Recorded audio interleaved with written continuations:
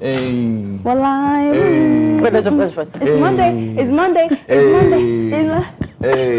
If I had money, I would have been spraying, but we can't spray money. You understand? Yeah. That's illegal. So let me swipe my card. Oh! Swipe. Please, I didn't get the sound.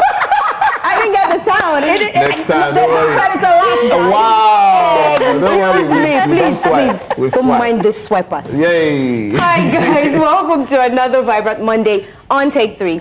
I'm Ekemini Jane, and trust me, today's show is loaded with all the juice, all the drama, and all the moments everyone is already buzzing about. Yes.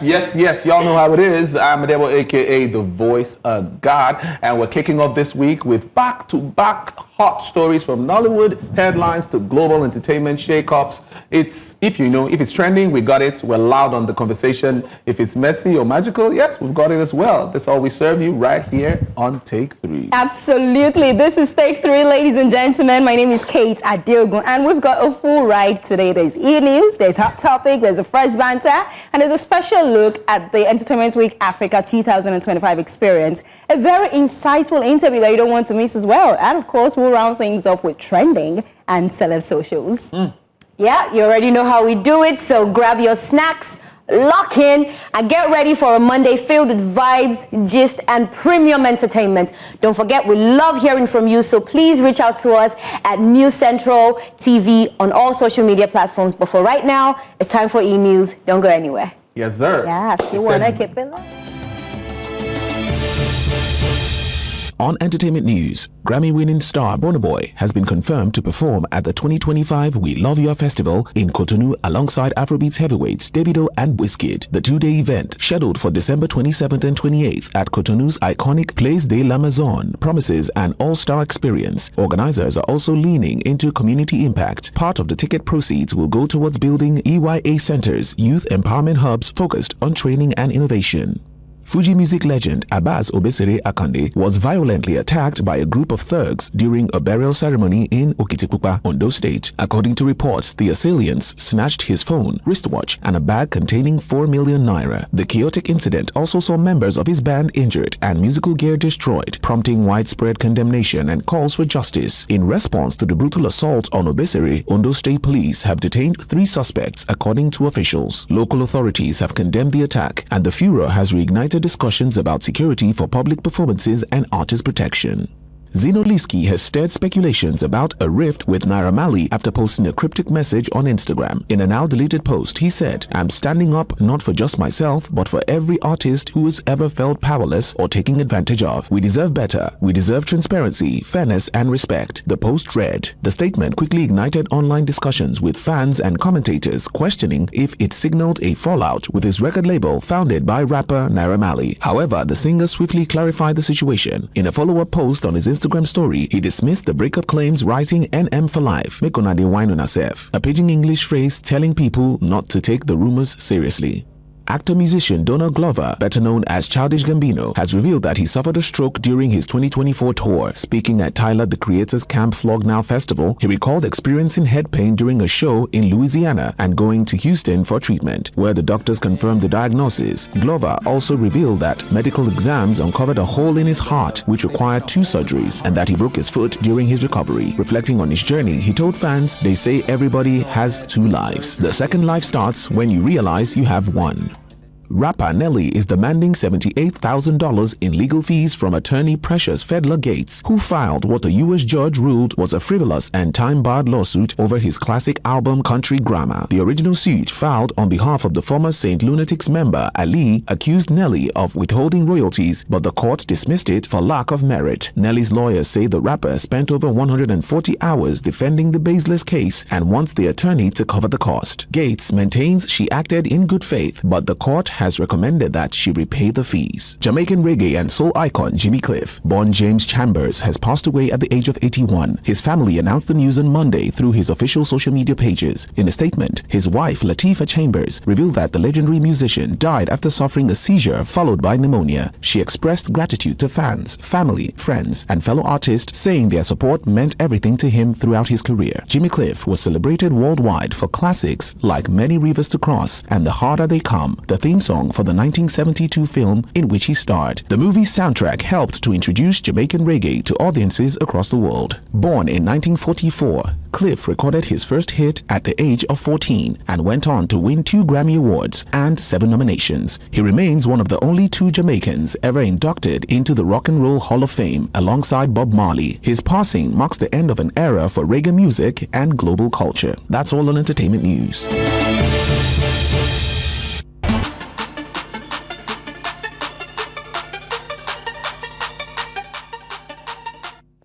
Okay, welcome back. You're still watching Take 3. I hope you enjoyed all the latest entertainment news that we just brought to you. Now moving on to our first hot topic of the day. This week, 2 moments from Burna Boy and Olamide sparked a bigger conversation about how Nigerian artists are becoming more intentional with their fans. Burna Boy introduced a free coffee stand at his concerts, saying he wants fans to stay energized, but because it follows the incident where he confronted a fan who appeared to be sleeping, reactions are split. Some praise the idea, others see it as image repair. Olamide, on the other hand, paused his Wembley performance mid-song when he noticed a fan in distress, calling security to intervene. Now that clip drew widespread praise for empathy and awareness. So together, these moments raise the question, are we watching a genuine shift toward fan-first behavior, or is this, are these isolated responses to public pressure? Okay. Edewo, what's tickling your fancy? Well, when I heard about the Burna Boy attempt or situation or damage control that he decided to put out there. Okay. Giving damage control. He decided to put out there, okay, you are trying to tell people that, yeah, I'm making coffee available so that you don't sleep in my concert. That doesn't still cover the fact that he didn't apologize for what happened during that incident, right? It's not about, so he's like, yo, it's not my fault. I'm just trying to help you. So if you like, come and sleep again. I might still do the same thing. If you drink my coffee and you still sleep, I will still kick you out, So it's not about trying to take responsibility for his bad behavior at that concert. He felt that he did the right thing. And the only way he can help you now is, let me give you coffee to drink. If you still drink coffee, so they not burn you well, make you sleep. As you don't drink coffee, you go there a lot. If you sleep, you throw you out. Exactly. But for those who do not remember or don't have context into what we're talking about, let's see the video from Burna Boy's concerts. Like...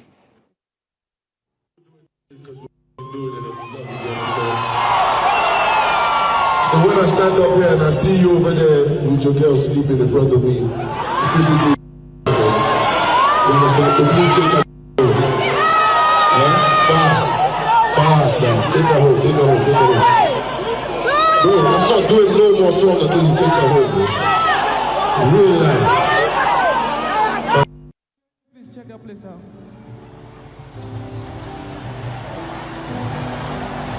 Please, we need help real quick.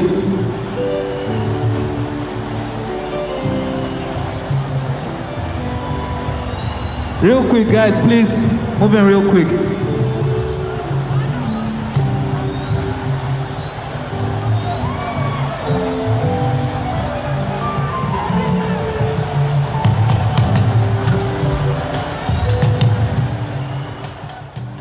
We're good. Are we good? So guys, you can see these two contrasting situations. Now, after the first one, Burna Boy has come to say, well, now, moving forward, there will be coffee at my events, right? And if we're comparing it to what Olamide did, I don't know, it's not organic. I'm sorry, Burna Boy, but you're not fooling anybody.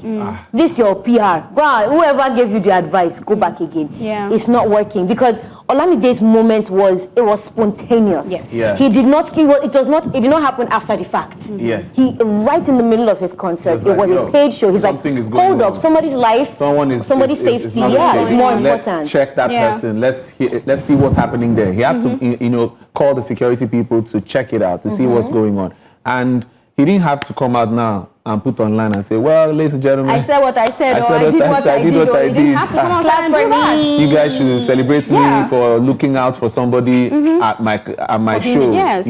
But like I said before, Burna Boy is just doing damage control that I feel that doesn't really make so much sense. I mean, I was want to saying ask it, right, that Olamide's moment stood out for me 100% because it was not strategic, just like you said. It was very instinctive. It was showing empathy to somebody he feels like, oh, this person is in distress. Let's help this person out, right? And he wanted to be sure before he even continued with his performance. So there was no hashtag flying anywhere or theatrics or whatnot. It was just, oh, I'm performing, I'm seeing something wrong somewhere, let's take care of it now, there and now, and then we can move on from there. Burna Boy, on the other hand, oh, having a coffee stand, it might sound creative, right? But when you've proven as somebody who is ego-driven and dismissive over the years, that is what people would look at your activities through the lens of that. That's what they will look at your activities through the lens of. Do you understand? They will think that, oh, if he's doing anything, there's a motive. Yes. You know, there's a thing, motive. this is not the first time. There was a 2019 incident in Atlanta where a fan wasn't dancing. Burna Boy stopped the performance, refunded the fan, and asked him to leave. Because you are not dancing. It's a pattern with Burna. I'm sorry. Okay. Maybe the next time, maybe after that concert that the guy wasn't dancing. He will now say, okay, before you come to my show, I'll bring dance rehearsal so that you will dance. Or there'll be a coach. Or there'll be a dance coach outside the hall to show you how to dance in the Burna Boy concert so that you don't get thrown out. Come on. Are we joking? You know what's so funny? Every other artist puts in the work to move the crowd. Yes, Burna Boy wants you to come with follow-come energy. energy. Sorry, that is lazy. That is lazy showmanship, Burna Boy. But I was even saying it for that particular incident of that lady. I mean, the lady came out, Jarell, that's her name, I think. Yeah. She came out and said, oh, she was grieving. Going through and then a she lot, felt like she wanted to come out and, you know, just have some time to herself. So she said she lost her daughter's father, right? That was what she said in the write-up that she posted, you know, when that video surfaced. And in my head, I'm like, even if that was not the case, even if she was not grieving, and this person was just sleeping, he was just tired. Why would it take Burna Boy to get off the stage and go meet the person, sing to the person or call the person, well, you know, let's come on stage, let's have some fun. I don't want you doing that. I mean, that would even give you more attention than this one that you're getting right now. But then they will say that bad PR is PR. I'm sorry. So this brings me back to what I am constantly saying. The fans enable this madness. Yes, the fans, because you see people saying, yes, now, if you cannot sleep. Because if you remember, even after the sleeping, at the place, people were telling the couple to leave. To leave, yes, that's the issue. Let's leave. Are we don't do ourselves now? Was it not when, I think after this situation where he went on live, I was talking about he doesn't want broke fans. Yes, no. So why do people allow this young man abuse you? With money you are spending, with data you are spending to stream his music, money you're spending for concerts, you let Burna Boy is abused. People, all Burna Boy fans, I'm sorry, I look at all of you with side eye. You are in a toxic relationship. It's the truth. You know the interesting thing? People like suffered life. I saw a post on social media after this particular video surfaced where some people were like, oh, because of this, they would buy the ticket to his forthcoming shows and then they will be sleeping. So in my head, I'm like, you are still enabling him because you are still buying the tickets. You are still, and now, you are still buying the tickets. Again, these are fans of his, that just want to use scope and go there. These are fans of his, so they just want to attend the concert and they're like, oh, I'm sleeping now. Then to get his attention, and they'll be like, no, Burna Boy, he was a joke. Can be up in the comment. No, they're videoing them. We want me sleeping. Nobody, me sleeping at we are going to have lots of videos. We'll have lots of videos on social media with regards to that one, and it will go viral. No cap. But another thing that I am concerned about is it going to be consistent with this one? Because now that you have started it, I hope that for every concert that you will, there has to be a coffee stand. You don't see coffee get issue. And it's free.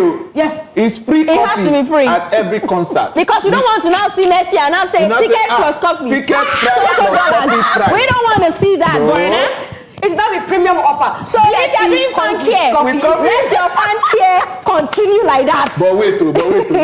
There's a possibility that they might shove the cost of the coffee inside the ticket. That's what I'm saying. Guys, wait for it. The price of Burna Boy tickets are about to skyrocket for the sake of coffee. Ridiculous. But honestly, let us even look at it from both standpoints now. Olamide saw something and stopped his concert to verify. Burna Boy saw something and stopped his concert to verify. Not verify you. Now again. Now, no, at least surface level. That was what both of them did. Then they both went, further to inquire what was happening.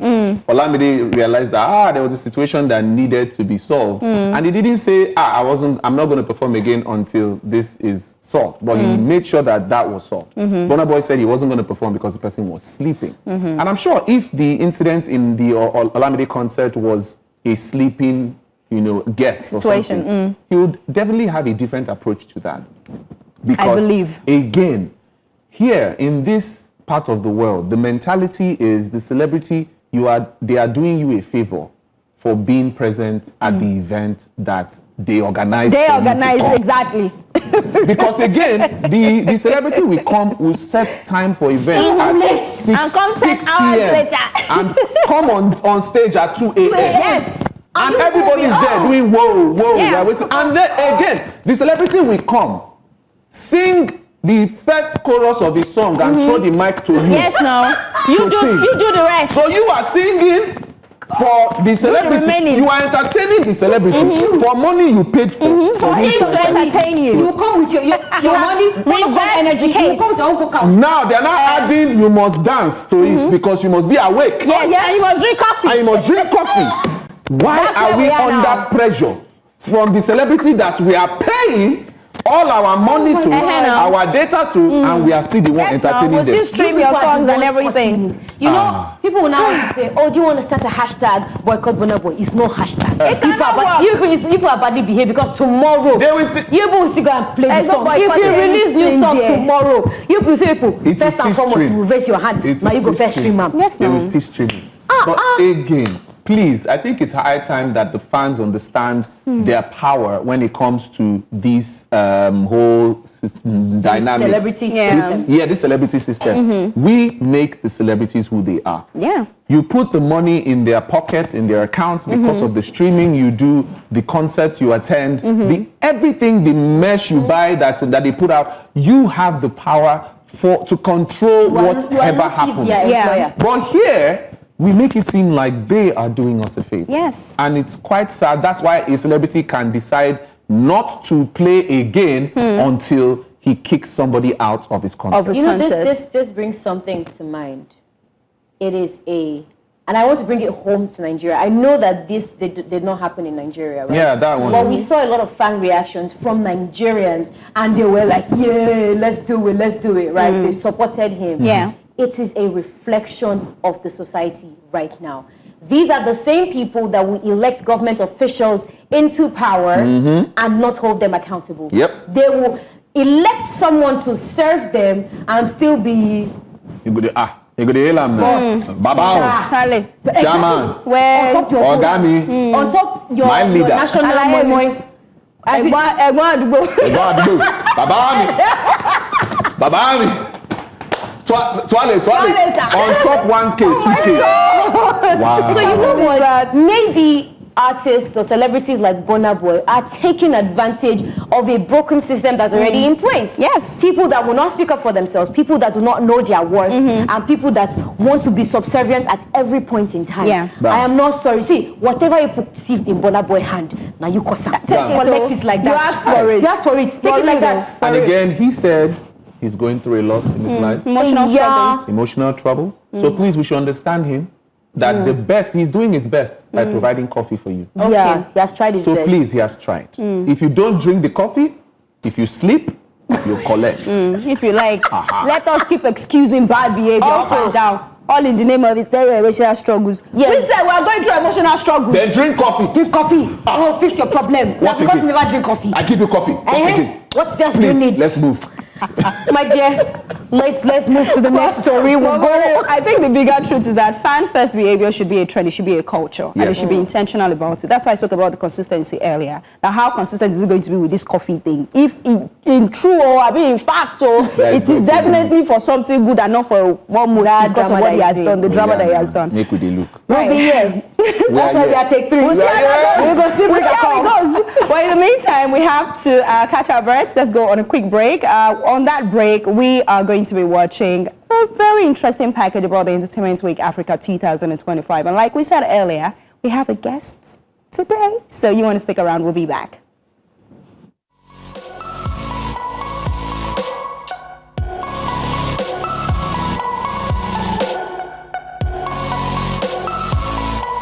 I'm feeling good. It's an amazing day. An opportunity to be at the Entertainment Week Africa. So many insightful things I've experienced throughout the week. My God, so amazing. Oh, I love Entertainment Week, and last year it was superb. This year was a bit, it was a bit more, packed than last year. I like where it's going, and I know that next year is gonna burgeon into something greater next year. Being able to be on one of the roundtables as a speaker, and then witnessing everything that has happened from the start to this final day, I mean, it's been an interesting week. It's really been good to be here, though. I haven't attended anyone, though. This is my first program today, so I'm expecting to have a good time, vibes on vibe. Can you see what you done to me? You taking over me. You will let me so complete. I'm feeling you, na. Well, I do not know. I just want to go in there and enjoy myself. I hope they all entertain us. It's Entertainment Week, so yeah, they have to entertain us.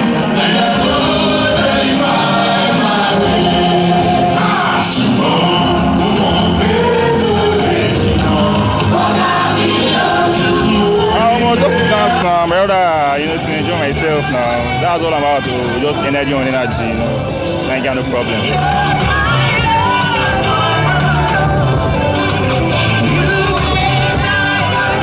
Afrobeat is becoming something great. I like the combination of the melody and the beats. So we hope that the lyrics will still get to a place where everybody would know that, all right, so there's art in it, but they are still doing, wonderful people are still doing wonderful things. Fashion, I love everything encompassing entertainment. I'm a sucker for music, man. Anything that gets my body moving, I'm doing it, man. So music, number one, man. I can't do without music all day, man. You said it all, everything, from fashion to music to film to our arts, everything. We are doing well, and I think the time for Africa is now, and we are the future as well.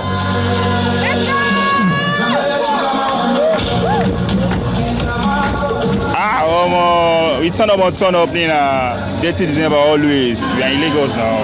You know how we do it in Lagos all the time now. We don't tell ourselves. Well, my children, I'll spend time with my children. My first son says I've not taken him to a nightclub before. He's 22. So, yeah, so maybe I'll be doing some adventures with my grown-up Gen Z son. Oh, I'm looking forward to it.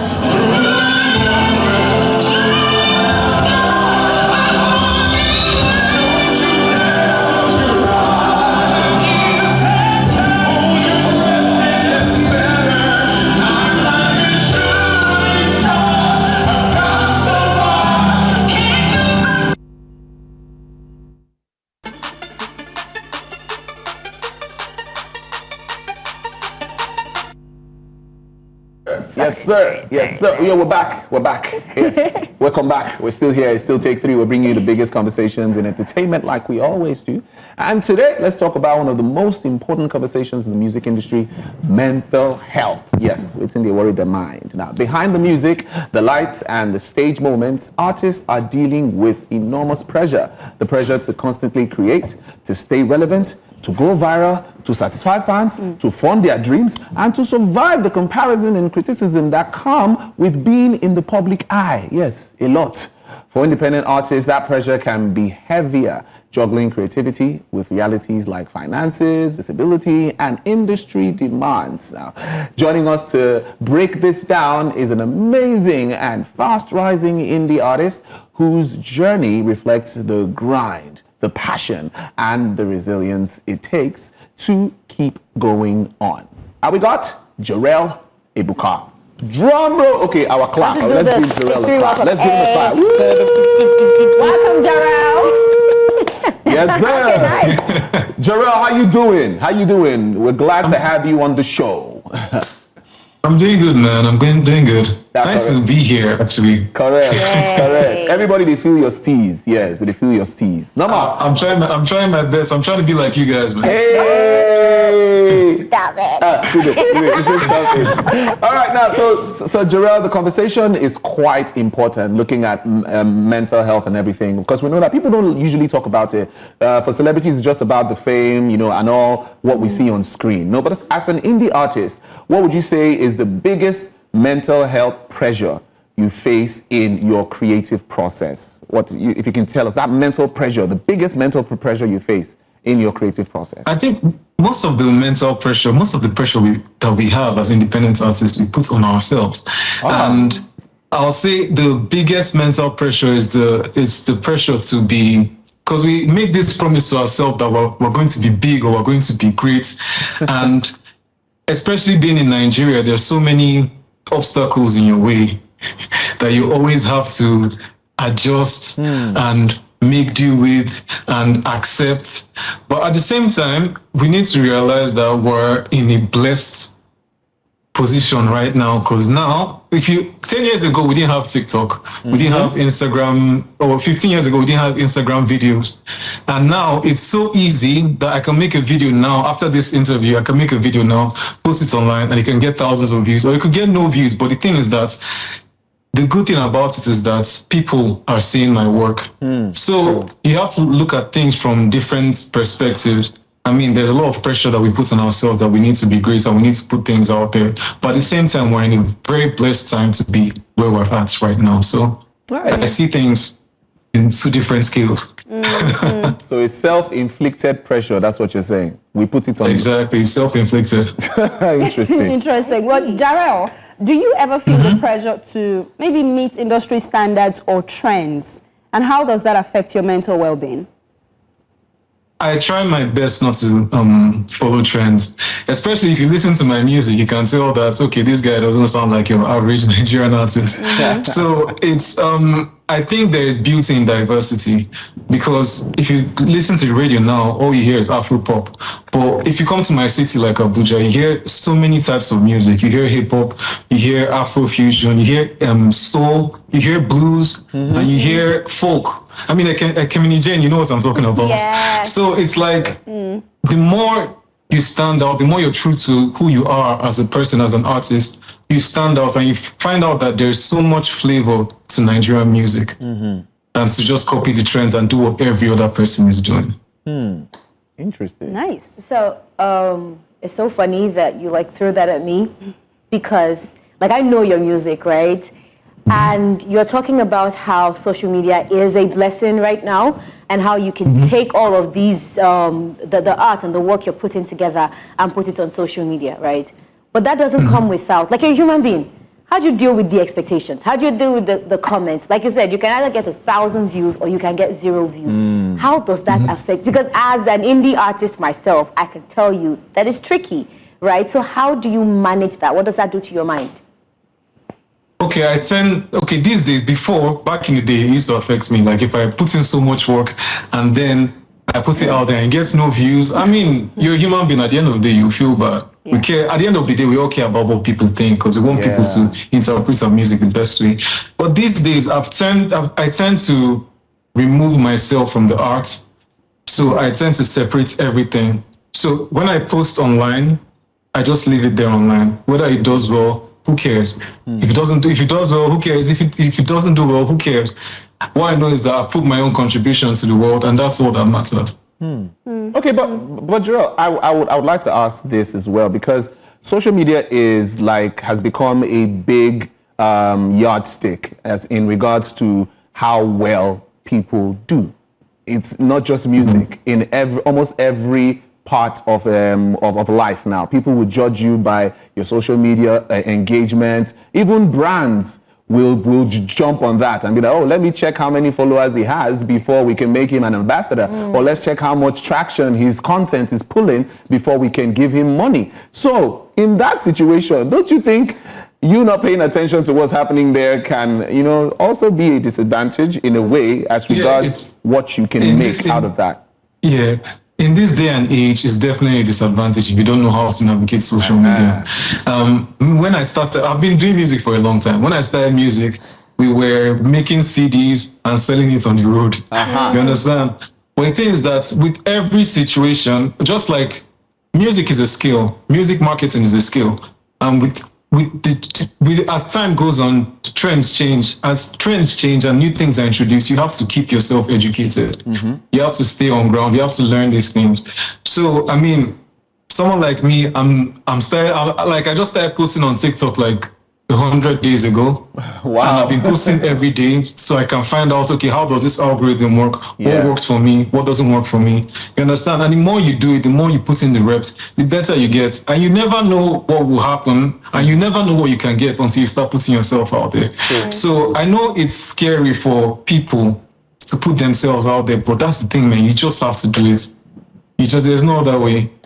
It's the times we're in, and you have to understand that the moment you put yourself out there, you have an audience it could be an audience of thousands of people, and it could be an audience of one person. But at the end of the day, someone will definitely see your work, and that's a good thing. And you have to when you do it, you can do it again tomorrow, you can do it again the day after, and it doesn't really matter.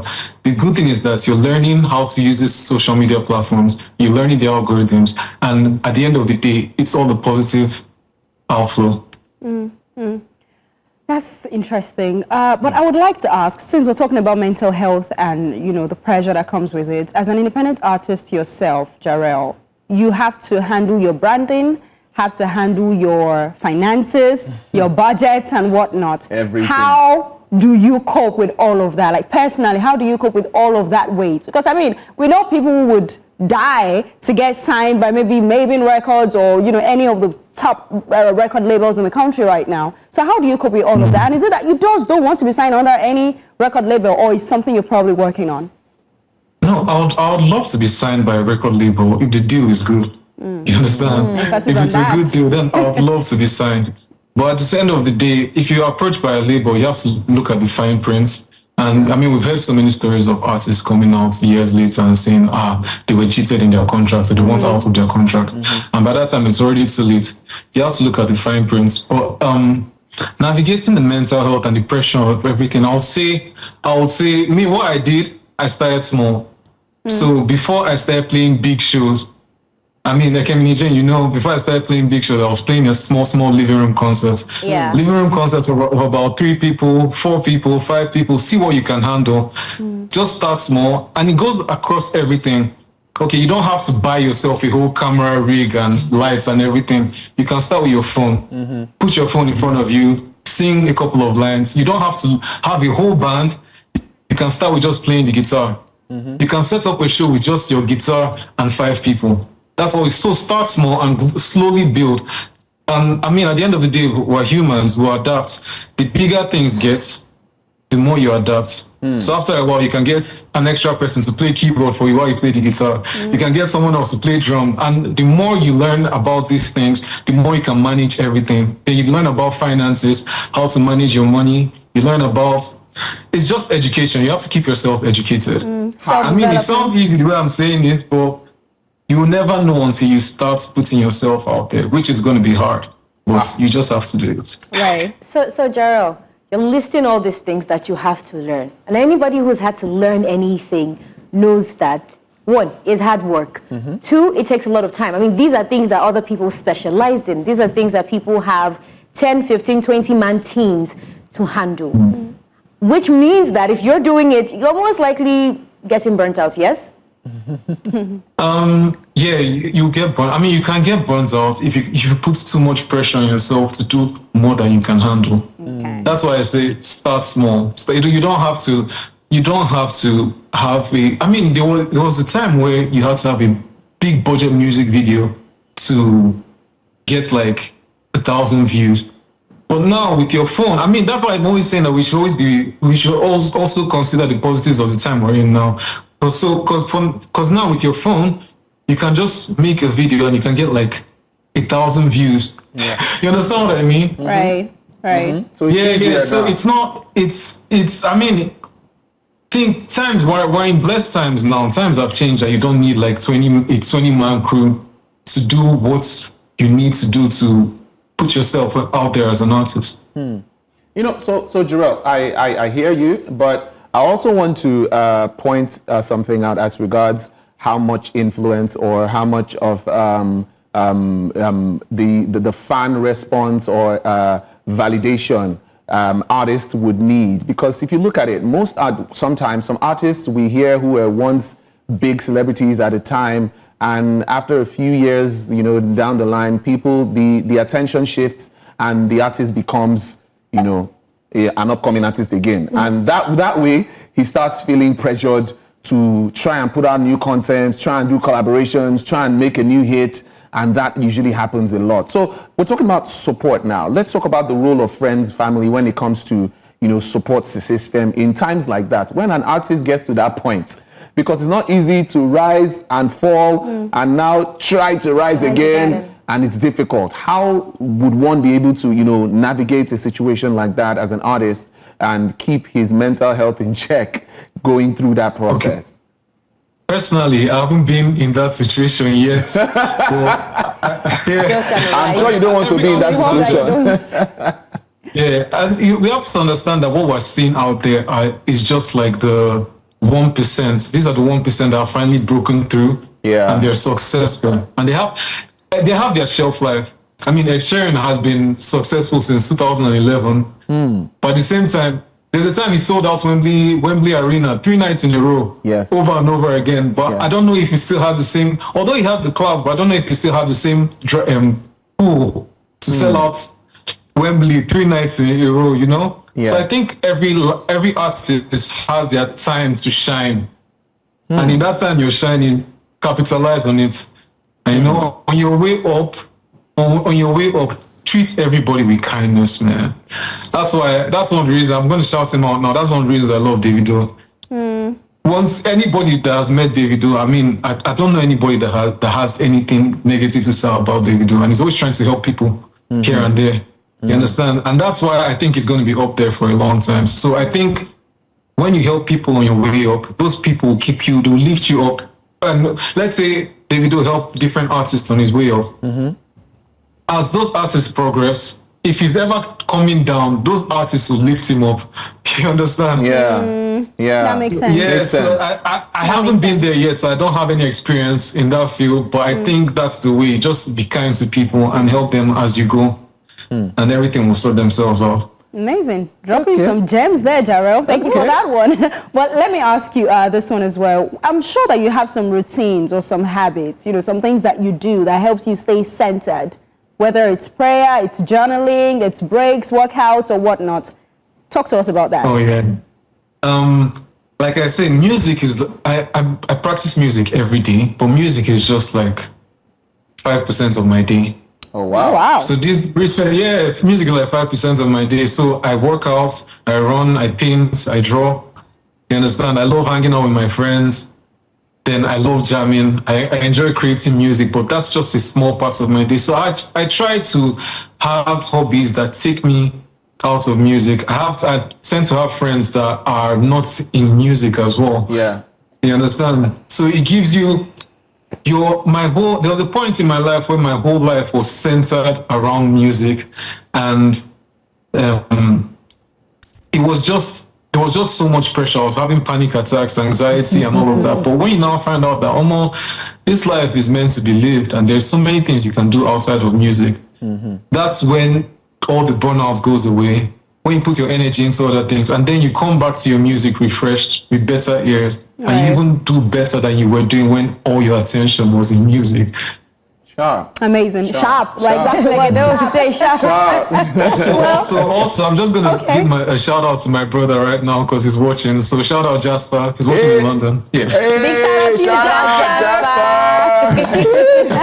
Jasper. Thank you so much, Jarell. I mean, this is such an important conversation, and it is one that we need to keep having because beyond the music, artists are also very important, and so is their mental health, and they have to deal with all the pressure as well. So once again, thank you for joining us on the show today, Jarell Ebuka. Thank you so much for having me. We hope to see more of you. Yes. Thank you very much, Jarell. All right, guys, you're still watching Take 3, and we just had an amazing conversation with Jarell Ebuka. Trending is coming. Yay! Can we guess what's happening on Trending? Trending is coming. Let me be back. adjust my posture. Stick around, guys. Let me take the trending Take pose. the trending pose. You got it's such a trendful.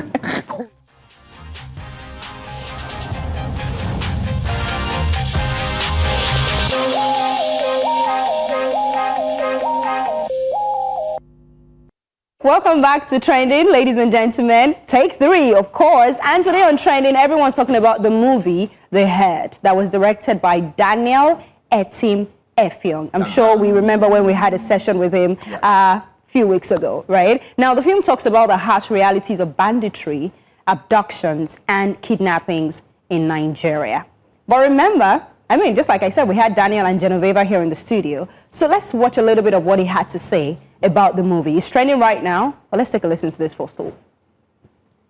And it's about, herdsmen kidnapping and all of that. But beneath all of that is the fact that Nigerians must see themselves as one people, one family, to better handle our differences. So, and that's the through line in every scene, in every. It's the main question, the thematic question in the film. Fighting for family, fighting for what you believe in, and the characters individually are fighting for their family members. Even the herdsmen are fighting for their family, right, to keep their family. And so what that tells you is throughout the film, people are fighting for family. Now, what family would you fight for? That if we see ourselves in Nigeria as one people, we'll be better off. Wow, my goodness, the languages, even Yoruba, Hausa. Absolutely. Incredible. Praised for its gripping storytelling to heated debate about its portrayal, we have some reactions on Twitter, especially with regards to this one.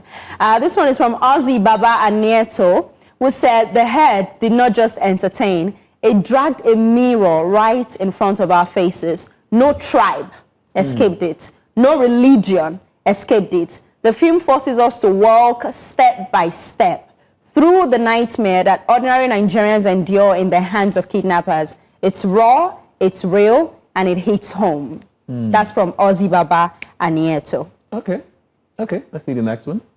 All right, this one is from Abu Amir, who says, after paying close attention to our people's takes on the movie The Head, at this point, I won't blame those who say that the North should go its separate way. They are the problem of this country. Unfortunately, we are a major part of the problem. What is wrong with us? Interesting. Right. Okay.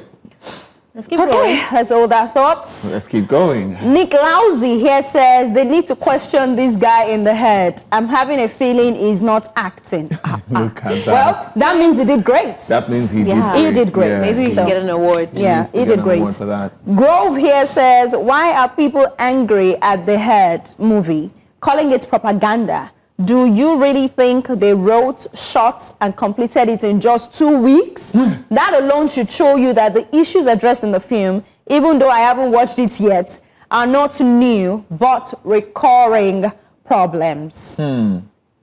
Well, with what he said, I believe, okay, let's, is that all? Yeah, let's take this one from Ayo Julia. Says, the timing of Etim Efyong's The Head Netflix release is perfect for what we are currently experiencing as a country. Watch it, please. This situation is just so heartbreaking. How did we get here, Nigeria? Sometimes a film is a mirror. Okay, so what I'll just say to this is the fact that it's clear that movies tell the story of a society. All right. Whether it is happening now, or it's happened before, or it's going to happen. There's sometimes you see posts about The Simpsons, and they tell you that they predict the future every other time. You see them play out a scene in the cartoon, and you see it in real life. You're like, how did it happen? How did it happen? But sometimes there's a pattern that these filmmakers follow over time, and they can predict what would happen or the outcome of things.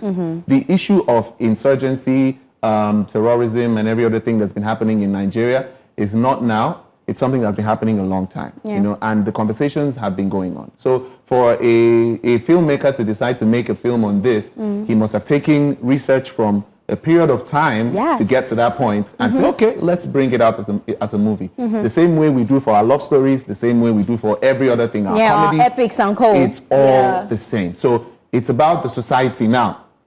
Let's not get distracted that, oh, they put out a movie, why are you putting our issues out there? No, this is a reflection of what the society is facing at the moment. And it's not just today, like I said, it's been a long time coming. Yeah, I mean, the movie was shot about a year ago, right? And it was released not even this week or last week. So why are we making a fuss out of it? I want to know, do you think that people are uncomfortable with this movie at this time simply because of what is actually trending?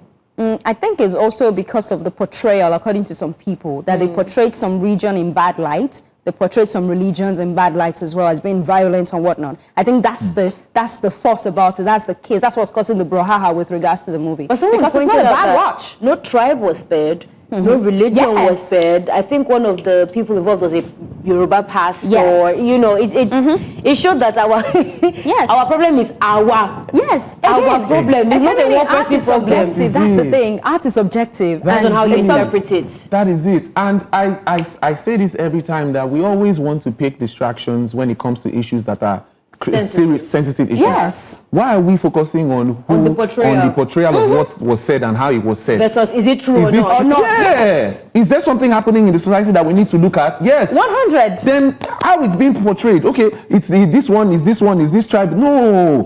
Focus on the issue. That's not the case right now. If they happen, I know they happen. Make we find ways solve them. You know what got me a bit upset was a guy that came out to say, they did not explain one part very well. They didn't. I'm like, are you...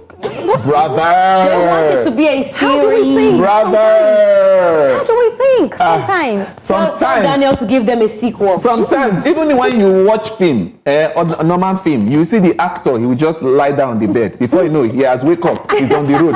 They didn't show him bath, brush teeth, or eat. They didn't explain it. He's dressed and on his way to work. Yes! There are some things you will leave out to make the movie make sense. They need to know what the couple had for breakfast. Yeah, a little uncomfortable. Like, you want every detail.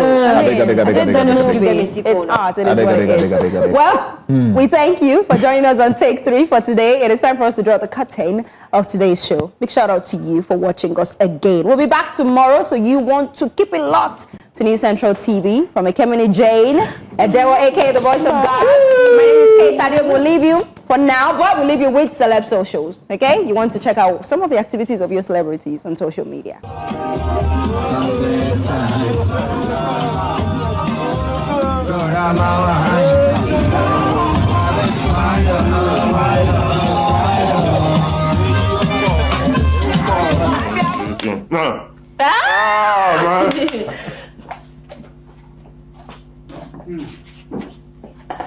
Mike.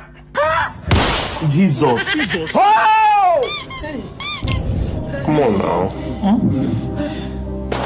One man guy.